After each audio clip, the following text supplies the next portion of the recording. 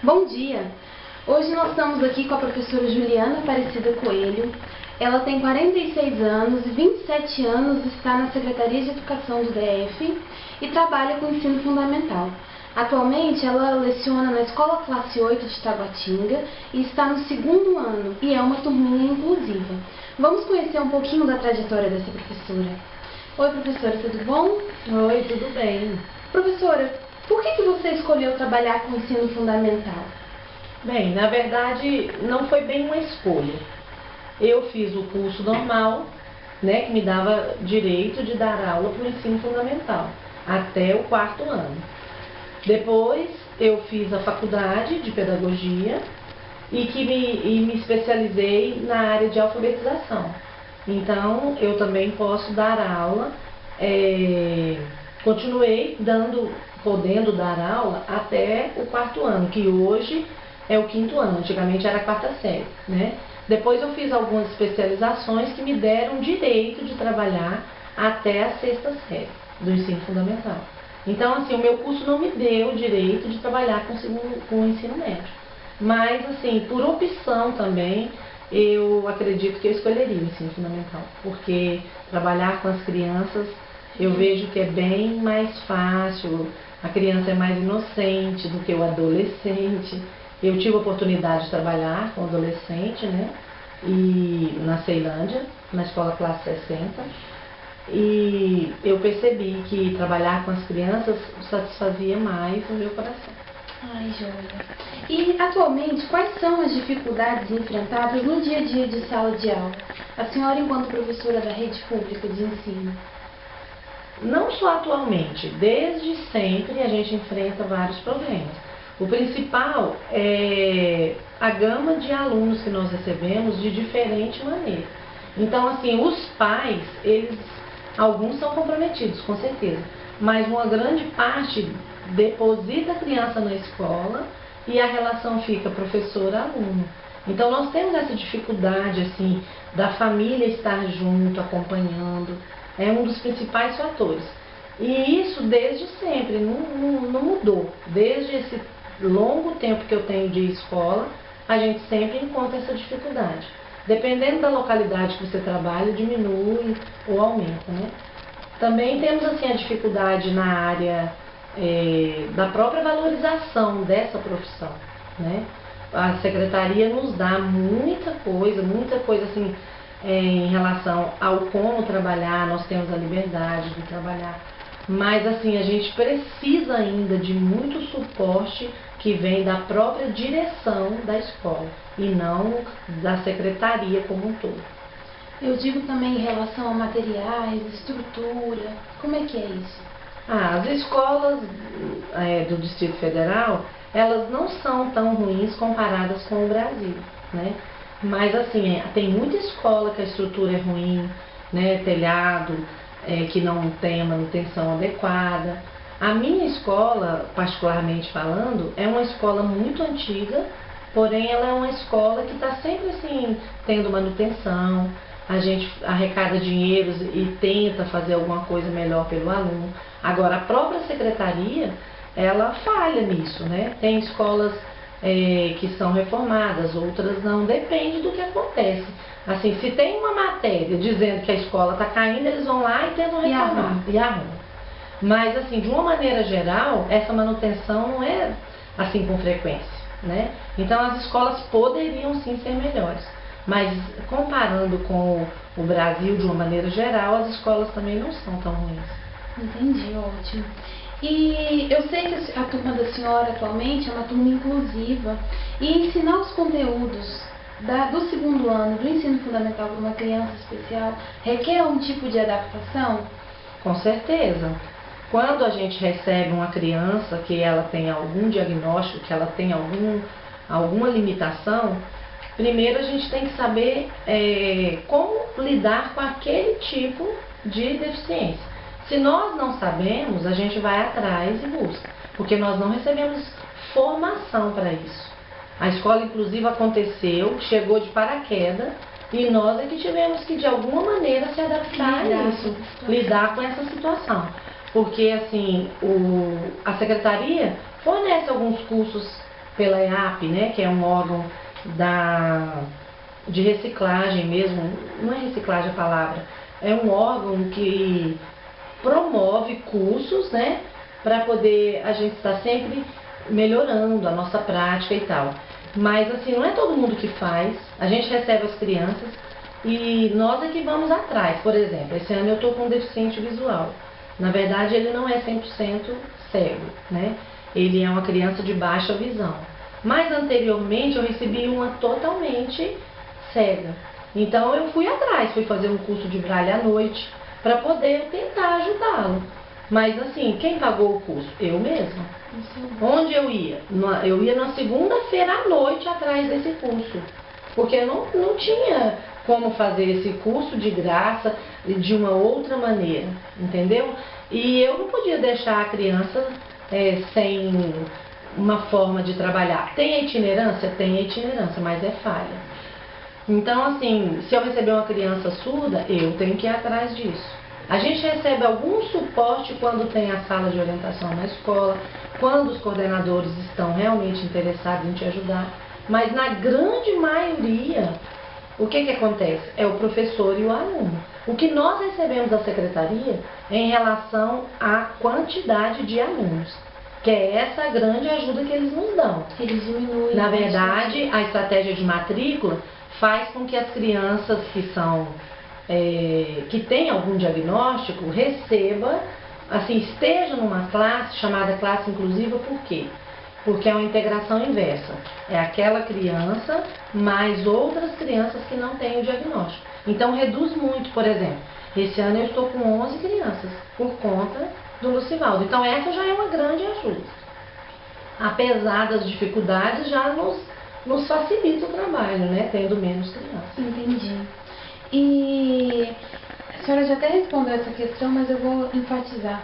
Enquanto professor, o que a senhora acha do apoio que o Ministério da Educação e tanto a Secretaria de Educação dá ao professor em sala de aula, em relação à estrutura, material, conteúdo? Tem alguma dificuldade de tratar com temas atuais, por exemplo, como essa questão de gênero?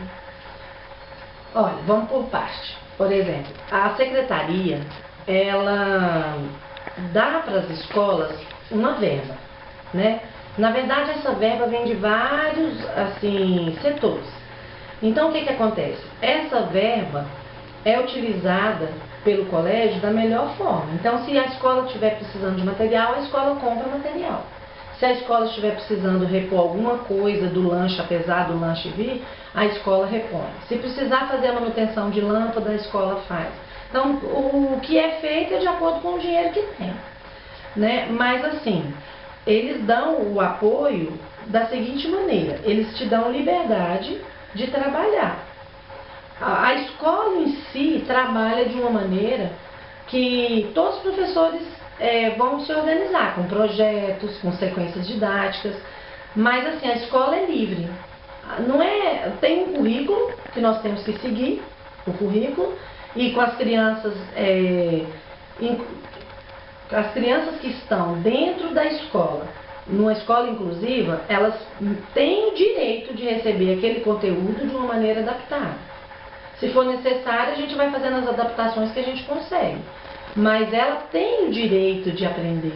E se ela está na escola, ela também tem o direito de ser bem recebida. Então a gente faz as adaptações de banheiro, de escadaria, essas coisas assim, de rampas, né? Uhum. Então tudo que é necessário, a escola tenta promover. Existe a ajuda da secretaria, assim, de uma maneira geral. Mas os pormenores é feito mesmo pela própria instituição, pela escola, pela direção. Entendi. Em relação aos temas? Em relação aos temas atuais. Ah, sim. A gente trabalha o que o currículo manda. Então, assim, se está no currículo, você deve trabalhar. Agora, vem alguns documentos, assim, que faz com que você trabalhe de uma maneira que seja não preconceituosa, que você lide com respeito com todas as diferenças. Você deve trabalhar assim de uma maneira que não exponha nenhum tipo de criança, né? Por exemplo, a questão do gênero é muito difícil de trabalhar, porque Não podemos assim, né, dizer que isso é errado, isso é certo, mas a gente tem que trabalhar de uma maneira igualitária, de uma maneira onde haja respeito. Nós não podemos, por exemplo, falar de religião específica, né? Temos que trabalhar de uma maneira laica, né? Então, assim, você tem que ter habilidade, você vai pesquisando, você vai observando, e é um conjunto ali, eu não trabalho sozinha, né? Tem os outros professores, tem a coordenação da escola, tem um documento que te rege, tem os cursos que você faz. Então, a cada ano você vai reciclando e vai fazendo de uma maneira melhor, né? Você já errou? Já, a gente erra, né? Muitas vezes a gente erra porque a gente, por ignorância mesmo, por não saber como lidar, porque a gente às vezes vai com o seu juízo de valor. Professora Juliana, como os professores de ensino fundamental trabalham essa questão da formação integral do aluno? Vocês só aplicam conteúdos ou vocês pensam no aluno enquanto cidadão do mundo? Vocês pensam nisso? Com certeza, essa é uma pergunta muito pertinente, mas assim, é até difícil de dizer como alguém pode pensar que um professor não pensa na formação integral de uma criança, ou de um adolescente, ou de um aluno de uma maneira geral. É claro que quando o educando já é adulto, você não se preocupa tanto com isso, né? Que pressupõe-se que ele já tem uma formação, que não seja só cognitiva. Mas enquanto aluno, criança, a gente se preocupa de uma maneira na integralidade da criança. Não só no aspecto cognitivo, mas nos psicomotores, mas no aspecto social da criança, né? No aspecto crítico, no afetivo, na formação de uma maneira geral. É claro que se a escola fosse integral, todas as escolas fossem de período integral, facilitaria o trabalho. Mas como não são todas as escolas que têm esse período integral, né, por falta de suporte, então as escolas acabam não podendo ter esse período integral, a gente preocupa sim com essa formação. A gente não é só transmissor de conteúdo, né? A gente trabalha projetos transversais que lidam com essa questão, né, da formação de um cidadão que seja crítico, que saiba viver em sociedade, que consiga competir, que consiga, assim, de alguma maneira, se sentir bem dentro de uma sociedade que é muito diferente, né? Assim, as pessoas não são iguais e existe muita cobrança. Então a gente trabalha com essas questões dos valores, da formação integral da criança. Com certeza isso é uma preocupação, Natália. Uma preocupação de todo professor, principalmente das crianças do ensino primário, né? Desse primeiro ensino. A gente tem que preocupar sim. Ótimo. Muito obrigada, professora Juliana. E eu gostaria que a senhora deixasse uma mensagem para aqueles alunos que um dia se tornarão professores e estão pensando em atuar na sala de aula. Bem, Natália, antes de eu deixar a mensagem, eu queria falar que se fala muito em sustentabilidade hoje em dia, né? Economia de água, economia disso, né? Tratar bem a natureza, mas também tem se falado dessa questão da sustentabilidade humana, ou seja, as pessoas estão se tornando cada vez mais difíceis de lidar. De uma maneira geral, a sociedade está ficando assim um tanto quanto diversificada demais. Então, assim, a gente acaba não conseguindo lidar com tantos problemas. E assim, a televisão, ela é um meio muito importante, mas ao mesmo tempo ela é um veículo de informação que impede a formação de uma maneira adequada do ser humano. Então, assim, eu só estou falando disso porque a sustentabilidade humana ela é muito importante, né?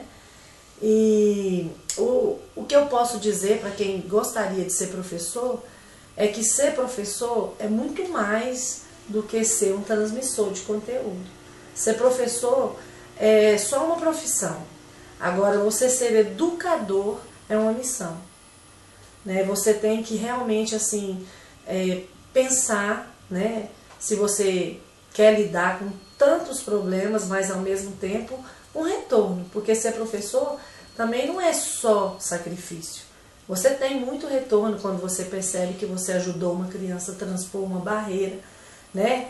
Que até existe uma fala do Paulo Freire, que ele diz que atravessar uma ponte fica mais fácil quando existe uma pessoa que te ajuda nessa travessia, né? Mas depois que ele foi ajudado a atravessar, ele tem que caminhar com as próprias pernas e ajudar novas pessoas a atravessar. Então, assim, o professor é esse auxílio, é esse ajudante, é essa pessoa que caminha ao lado do outro, fazendo com que os dois aprendam. Porque o professor também aprende, não é só o aluno que aprende. E só existe aprendizagem se houve ensino, né? E só houve ensino se houve aprendizagem, e vice-versa. Então, ser professor não é, como se diz, a melhor profissão em termos financeiros, mas ser professor é uma dádiva. Eu amo ser professora.